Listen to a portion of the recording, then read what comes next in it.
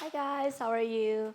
My name's Liz, or you can, so basically, a little bit story about me. So I started DJing with just streaming last year, February 2023 at the Red Room.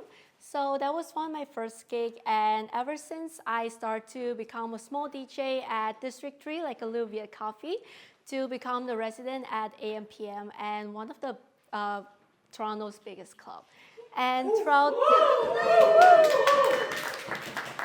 And throughout these years, I have been able to play at a lot of different venues, such as Laval, Isabel, to bigger places like the Waterfront Night Market. And also, I was able to open for multiple like international artists like Bose, Bund, Mesto throughout this entire just 1 year. And so you might be wondering, how did me, from someone who become like so able to go from different genres and to like how able for me to discover myself? And the only answer I have for you is that music should never define just you. You should define your own music, and you should define your own styles, your own sounds, your own genre. So in order to do that, what I want you to do first is to experience as much genre as possible.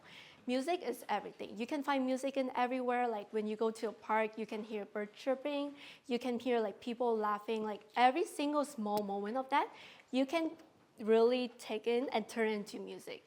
I feel like a true artist can sample everything, and a true producer can mix every like small sounds into music.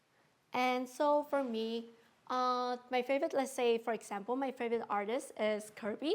And for now, recently, I've been really back into dubstep, and I've been really into Levity and YDJ.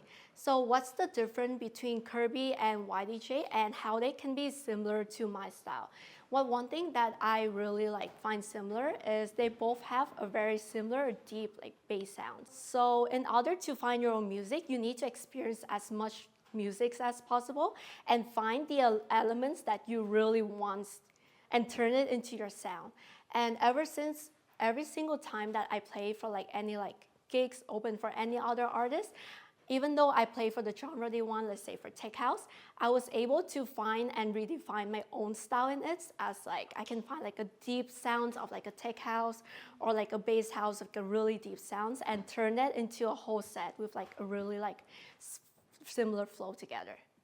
And I kind of understand that when we're trying to find it, it's so difficult to be able to gather everything, and it could be a really big challenge for you just to figure out who you are. But I just want you to know that challenge is growth. In order to keep going to find who you really are, you need to go through so many try and error. And for me, I first start with dubstep, and I used to love dubstep a lot, and I still do have a biggest love for it. But I slowly find out it wasn't the music that I want to put out to people to hear, and it wasn't the music that I want my crowd to really enjoy from me playing. So afterwards, I go into house and technos, and each of them has their own beauty. And you just really need to find truly what's the beauty of it and to really explore it deep down. And the best way for you to find your sound is through different influences. There's so many multiple artists that you can try to find your sound into, but you should never let them to be your biggest influencer. You just need to find the sound that they want and the sound that they have that you want and turn into your sound. Let the influencer be your teacher, not be your whole destinations. Because at the end, your destinations is to really find you and your style and your sound. So the best way another thing that I need you to understand is to crave with compassion. At the end, being an artist is to become a full-time entrepreneur. You be your own social media manager, your own DJ, your own manager, your own assistant. You have to do everything by yourself. And I understand sometimes it could be really overwhelming, but just to make sure, get yourself a lot of rest, make sure to balance between music and yourself and your friends and family, as well as just to be really sometimes just sit down and congrats on your small win. I feel like when we're being a DJ, a lot of time we have to put on the show to people. We have to put on that we have to put on the show to kind of express the talents that we want to do. So in order to really find who we are, we need to let go of that, the pressure that we put on ourselves, and rather that just to enjoy the journey. I feel like one of the reasons why that I was able to play at so many gigs just because I really enjoy what I'm doing right now. Like I enjoy the small step, I enjoy the small win I do, I enjoy every single person I meet, I enjoy like a lot of this music that I found throughout the process, and I just be really grateful about it. So a small exercise that I want everyone to just either like journal down on your notes or just do it while you're with me is just, first one is to find out who you are. So in order to find out who you are, you really need to know what qualities do you value most in yourself, and through that values and how can you express it. So for me, I really value the most is about kindness, about like trying to express my own self, how to be kind to yourself and to other people. So based on that, how are you gonna express that as an artist? And I don't know if you ever noticed, but it could be based on how you promote yourself as through your social media as well. And I always, in my social media, I always try my best to just push people to be harder, push people to grow, trying to use my own influence to be able to achieve the goal, like a future, like a bigger goal that I want to achieve through like the music that I could play. And also, you need to really know what you're passionate about too. So for me, I'm really passionate about influence other people to be able to do like that. So not just about being a DJ, but the fact that me become a full-time DJ is me trying to influence you that you could also do the same thing. The next one is, what do I want to know at my core beyond my titles and roles? So who you are as a person, you need to really find out about that, and in order to express to your audience, and in order for your audience to know.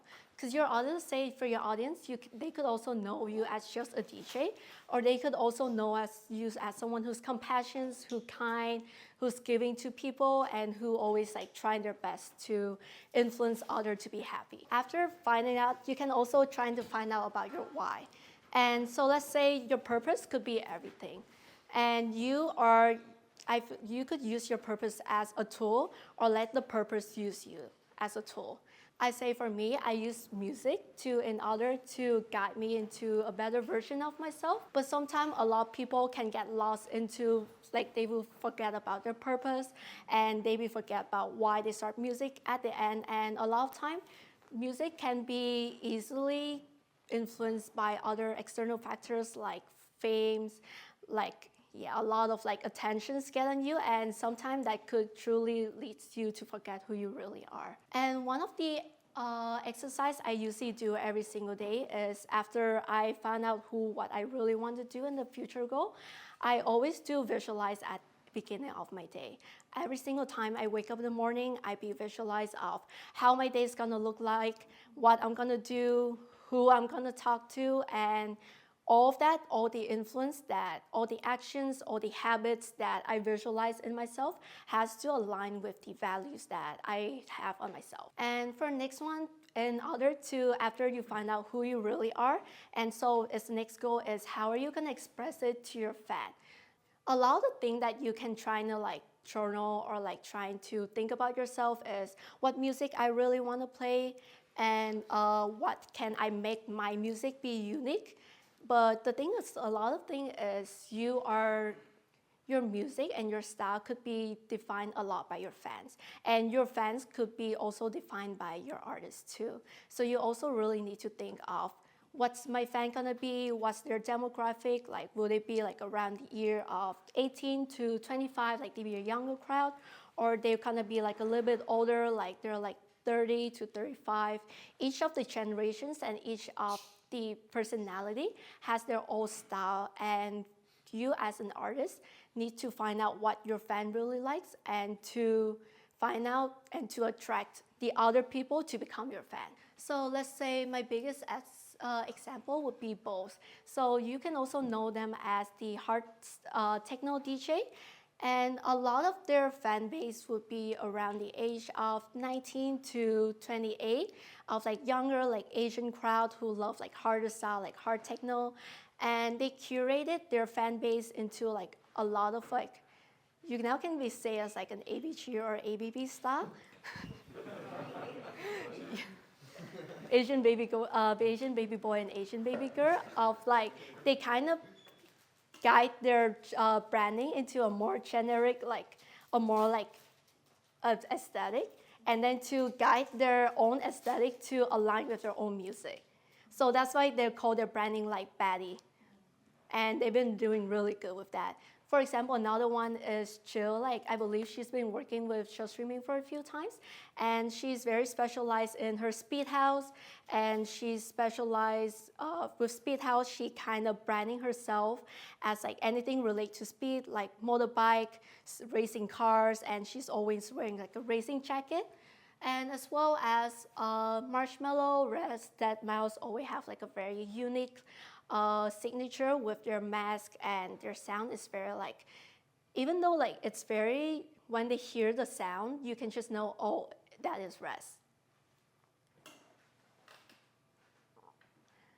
So at the end, I just want you to really enjoy the journey that everyone's having right now, and to really just to kind of sit in, really think that this is just like a tiny game that we play and have fun with it, instead of like having any competitions to each other, and just be kind to each other.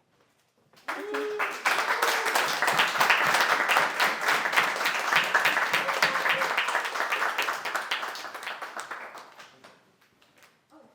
Any questions?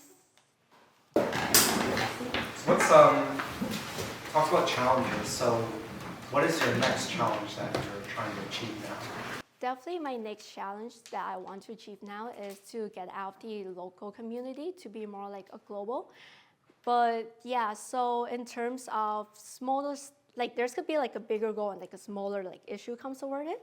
Bigger issue, definitely one of my biggest issue is my visa process. And a lot of time that I have to like really thinking of if I want to be like more international, how I'm gonna deal with a visa process, just because like I'm like international. It's hard for me to travel to different cities rather than like having like a Canadian passport. And could also be like, next would be one of the biggest issue could be how I'm gonna start going to labels, and how I'm gonna like rebrand myself as like more on the artist side rather than like the DJ side. So that's like a really big process that I'm redefining myself within the next 3 months right now. Hi, Alyssa. Thank you for sharing your story. I'm Sandy. I'm a new DJ, and I just debuted at the rec room, similar to yourself. Can you speak more to your marketing strategy and what type of content you put out to help promote your name and get so many gigs in your first year? Okay, honestly, for me, it's definitely a transferable skill, because I've been working nightlife before as like a promoter back in a year before I DJ. So I definitely has like a solid networking like connections, like, and ever since like it's kind of like a transferable skill that it's easier for me to help people come to my gig earlier. But definitely one of the advice I can give you right now is just within the 6 months to a year when you first start DJing, go out as much as possible and just networking as much as possible. And I think one thing that people are really appreciate in nightlife or like in entertainment industry nowadays is just being like so real about yourself. Like, don't be fake about yourself. Just truly show who you are, and just trying to be your best to support other people, and other people will support you back. Awesome. Thank you. You're welcome. Thank you. So, how do you embody artist energy? And throughout your journey, how do you think you have evolved in terms of like your energy and like mentality to make yourself more more convincing as an artist? I think for me, definitely my growth as an artist go back to a lot of like my growth as like personal. And I always been like trying my best to growth, and always think of like, what's my next step? Okay, like now I achieved this, what's gonna be my next step? And so definitely a lot have to become with mentality of like fake it till you believe it mentality. And one of the exercise I always do in the morning is I just go into a mirror. I do like self-concept of like, I'm successful, I am loved, I'm powerful. And even like sometimes it could be just through myself, and sometimes it could be through like my art as well. I'm like, people love me, people come support me, and just fully, truly believe that. I feel that that's how you like embody like your artist mentality. And also come back to visualizations as well. One of the biggest change I have, or like a biggest step into my career, is one of my set, like my first set at AM/PM. Before my set at AM/PM, like beside like just being like prep all the music, I sit down for like 30 minutes every single day trying to like visualize myself of like, after I play at AM/PM, I become like it's become like really successful gig. They keep booking me, and then a lot of people knowing me. I put my feelings of like the happiness I feel of how I can achieve that, the powerful like feelings I feel when people like acknowledge me, and I put it into my mind, and I keep thinking and thinking again. I keep visualizing until I actually play at AM/PM, and it actually like the feelings that I felt while I was visualizing is the same feeling after and during when I play at AM/PM. So I just make my dream come true based on that.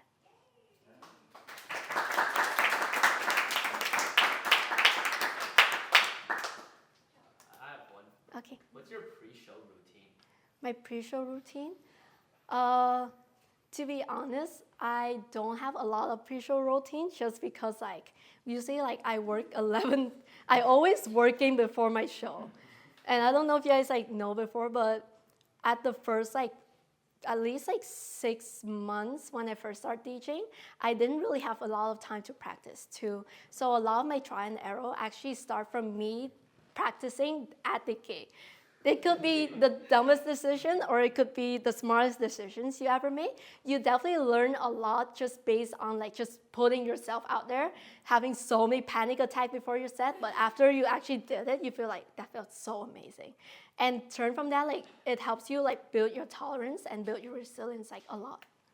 But my pre-show routine will definitely just do like 6 deep breaths.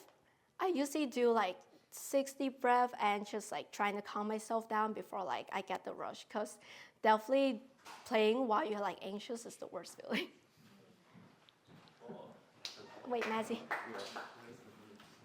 So, speaking as authenticity as an artist, considering that you have played a lot of gigs, have you ever found yourself in a situation where you're playing a gig where they kind of want to fit you in a box rather than let you do what you want, and how do you still shine in your authenticity by trying to fit in their box? I don't know if that makes sense. Okay, yeah. So definitely there's 2 types of gig. One gigs could be like you can play by your own music, and you can like just play whatever that the crowd wants you to play. Like, so basically it's like a soft selling like ticket where the venues or like the organizers book you for you, and they could be like a more like type of gigs of like where they just hire you just because they need a DJ. A lot of time could be from like corporate gigs or like student clubs that ask you, like they just need someone who creates the vibe. And a lot of time when it comes to those type of issue, there's 2 ways I usually go into the my gig. First is I just play whatever they want, and I will try to put a little bit of my music into that to see how they vibe with it. If they start to go really well with it, then I would try to be a combinations between the music that they ask for and the music that I like to play. And usually that's like the sweet spot where everyone usually really like. And if just like a more like corporate gigs where they just need like a background music, then I usually kind to like detach myself from the gig, and just those type of gig tends to be less meaningful, but tends to be paid more, and depends on your goal and depends on the value that you want as a DJ. You can like trying to either like detach from the issue or learn from it. One thing I kind of trying to embrace the mentality is to accept the gig as it. Sometime after I play like the type of music that they want, I'm kind of like, oh, actually it sounds kind of nice. I just be in the flow of creativity of what if I mix this song and this song together instead of thinking, oh, this is the music I don't want. Like I just thinking of the skills and the process I'm teaching instead of like the stuff I'm putting out. Does that help? Yeah. Okay. Kind of adding on to Mazzy's question. So, in the past year, like, what did you find like helpful in learning how to, like, I guess, read the crowd, read the room, and then improvise, like, to like fit what the crowd wants, etc. And how often would you, in what scenarios would you be pre-planning your entire set? Pre-planning entire set, definitely for those type of gigs that's more like they hire me for me, like open for international artists, playing for AM, PM, it's more like putting the creative work where people can actually, they came to enjoy the music, not just to party. And for those type of gigs that people just want to party, then you just have to kind of like play a little bit more mainstream music. But usually what I do is I play mainstream music with a remix that I like. So it's kind of like a piece of like both sides of, it's mainstream music, but there's creativity in towards it. All right. Thank you so much.